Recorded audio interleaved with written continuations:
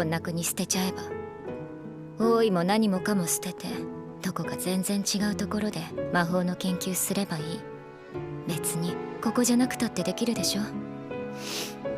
無理だよ。So episode number 11 was a incredibly important episode for the Reincarnated Princess. And up front, I want to say this. I'm going to talk about the whole episode, and I'm going to talk about the events that happened this episode. But up front, I wanted to say this. Next episode, we're going to get the duel, right? The episode ended with Anis and Yuffie saying that they're going to have a duel. And this duel is going to determine, okay, are we going to go one way with Anis becoming queen, or are we going to go another way with Yuffie doing the spirit contract and becoming queen, and, you know, convincing Yuffie or convincing Anis that this is the way to go. So my one worry that I have, and I want to say this up front in case somebody clicks off, is that we end on a note with an unsatisfying ending. This season, this anime has been incredible, and I would really be very disappointed if this ended on a sour note where we didn't have a true outcome of what's going to happen next, whether it's a flash forward, or whether it's just somebody being crowned, or even, you know, if Anis is like the crowned princess and they're giving her the crown, like, okay, you're going to succeed the throne regardless of anything. Like, we just need some kind of satisfying ending, whether it's Yuffie, you know, entering the spirit contract, and maybe we get a flash forward of whatever. We just need some kind of ending that's like a definitive end. They could leave it a little bit open if they want to continue maybe for a season 2. But just in case we never get a season 2, we need some kind of satisfied ending. And I'm a little worried because we only have one episode left. So I'm a little shaky on if we're going to get a satisfying ending or not. Okay, so I've said my piece there. I'm a little worried. But the season overall has been incredible. This anime has been incredible. Easy all day, 9 out of 10. The story, the writing, just the way that it provides context, the way that its story builds, the way that it world builds, the way that it character builds. Like, it's just done.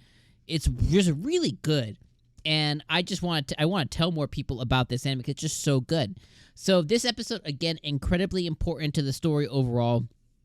Starts with Anis meeting what they call the Spirit Faithful. Basically, it's a bunch of old dudes who are like the backers of the kingdom, essentially. They're the ones who are the nobility and stuff like that. She basically tells them, I'm gonna be queen, I'm gonna do a good job, I hope that you guys are in my corner, kind of thing.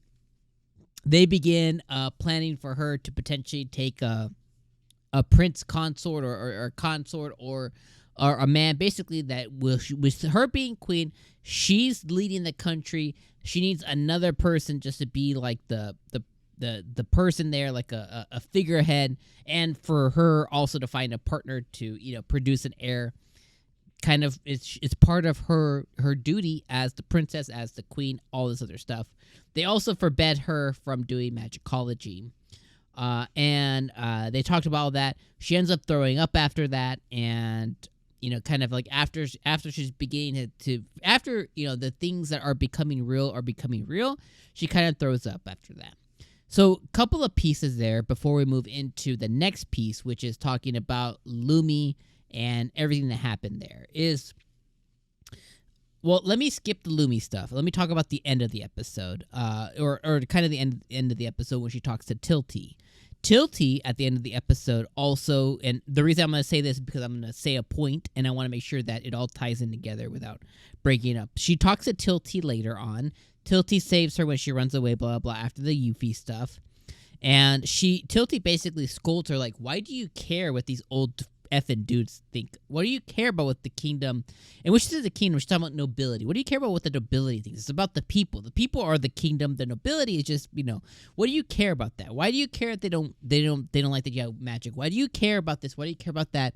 You be what you want to be. So Tilty was giving her the right lesson, but not, she was taking her to the path, but not leading her to the water. And she really needed to lead her to the water here. Now, okay, so I said my piece about Tilty, now let's bring it all the way back to the beginning.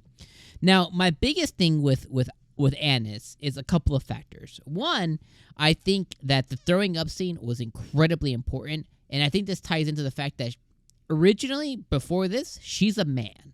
Okay, she was a man who lived in Japan, was reincarnated into this world as a girl. I think it would be incredibly difficult, and it would be like if any of us, right? If any of us who are born, one way and reincarnated another, right? If you were born a woman and you got reincarnated into a dog, if you were born a man, you got reincarnated into a bear. In this case, you were born a man and you lived your whole life that way, and you're reincarnated. That'd be pretty cool if we got reincarnated. It'd be cool that reincarnation would be cool. Let's do it. Even if it's not isekai, let's do it. But be reincarnated into a woman, that'd be very, very hard. It'd be like that's an impossible feat in itself. So yeah, I'd be yakking my brains out too, just thinking about some of the things that you would have to do, you know what I mean? And I imagine it'd be very difficult for anybody, and the reverse is true. If you're a born woman, you were reincarnated into a man, you lived your whole life that way, you died at 80, died at 90, 100, and then you're reincarnated into the opposite gender, that would be incredibly difficult to now have to just like, okay, this is me now, especially becoming a woman is like, okay, that's incredibly difficult because now she has to bear a child. So it's not only, coming past the fact that, what the one way that you lived and your attractions and all, the other part of it too is like just biology. You're going to have to produce an heir. Like when they say produce an heir, they don't mean, they mean literally have a child. And if you've ever witnessed that, I've witnessed my wife have a child, that is an incredible task that if I had to do roles were reversed, I wouldn't know, like, absolutely not. I'd be freaking the F out. I'd be yakking my brains out too. So I think that was incredibly powerful. The other thing is I have a problem with Annis in the fact that at this point, I want her to man up isn't the word. I want her to take the reign. You are a princess. You are this person. But you were that person, and you're in this isekai world. Take the bulls by the balls and say, F you, old guys. I'm queen. I don't care if you don't like magic. I don't care if you guys are in my corner. I don't care if you don't want the commoners to obtain magical items. You're going to shut the F up or get the F out. Like, she needs to just, like, go on a power trip. And if they say anything, she has the literal power to say or die. And I think that Tilty was on the right track with telling her, like, don't give an F about any of these dudes or people or nobles. Do shit the way you want to do it. And I think that she's struggling to make that move. And that's what needs to I think she would be awesome as queen and just do things the way you want to do them. But she's trying to fall in line. And I don't even think her dad expects her to do that. All right, taking up a lot of time ranting. And none of this has to do with me thinking this was bad in any way, shape, or form. This is just me being passionate about something that's really good. Last thing I'll say is Lumi. I think the whole thing that we thought maybe Yuffie's mom was Lumi, false. Lumi is actually Annis's great times 12 grandma. Her name is Lumiel Renee Palatea.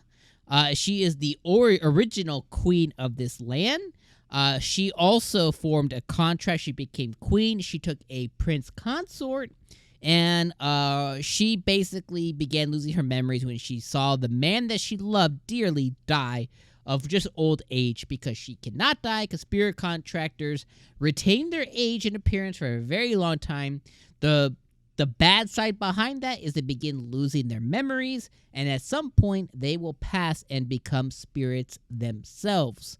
So Yuffie, at this point, to make the exchange to potentially be a queen, a potential queen candidate, will also have to suffer this life, which isn't too bad, really, to kind of live for a very long time. The thing that sucks, though, is the memory thing. And it's very hard to tell if it was more like a mental thing or if it's for sure that you just lose your memories. It's very hard to tell. It seems like she was just very hurt by the love of her life, having to watch him die, and her not dying and living on. It's hard to know specifically, but the show's wanting us to believe that it comes with the exchange. With great power, lose memory and become spirit, so that was fine too. But definitely, it makes a lot of sense on why Grant didn't want to become a spirit contractor himself. All right, I went way over time. Episode's good. Let me know all your thoughts. Let me know your reaction to all my crazy thoughts in the comments. I'll see you guys next week for the last episode. Peace.